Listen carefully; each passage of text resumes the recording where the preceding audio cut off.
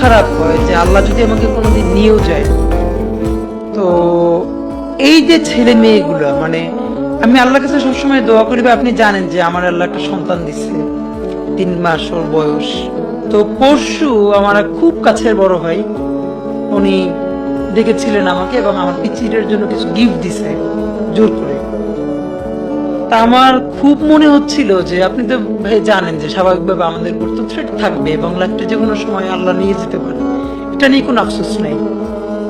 আমার বাচ্চাটা তো আমি 3 মাসে 30 মিনিটও কোলে নিতে পারিনি।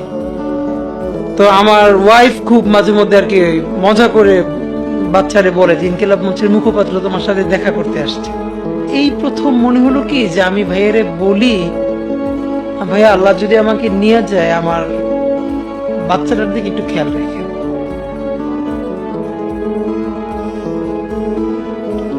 তো এই কথাটা আমি বলতে পারিনি। মন খারাপ হয় যে আল্লাহ যদি আমাকে কোনোদিন নিয়েও যায়, তো এই যে ছেলে মেয়েগুলো, মানে আমি আল্লাহর কাছে সবসময় দোয়া করি, বা আপনি জানেন যে আমার আল্লাহ একটা সন্তান দিচ্ছে, 3 মাস ওর বয়স। তো পরশু আমার এক খুব কাছের বড় ভাই, উনি ডেকেছিলেন আমাকে এবং আমার পিচিটার জন্য কিছু গিফট দিছে জোর করে।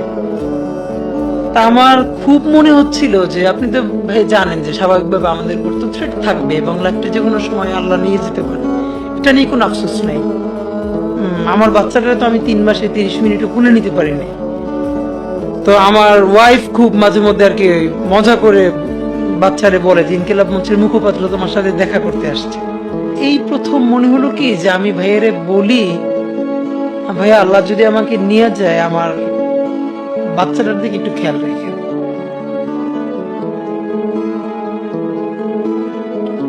তো এই কথাটা আমি বলতে পারিনি।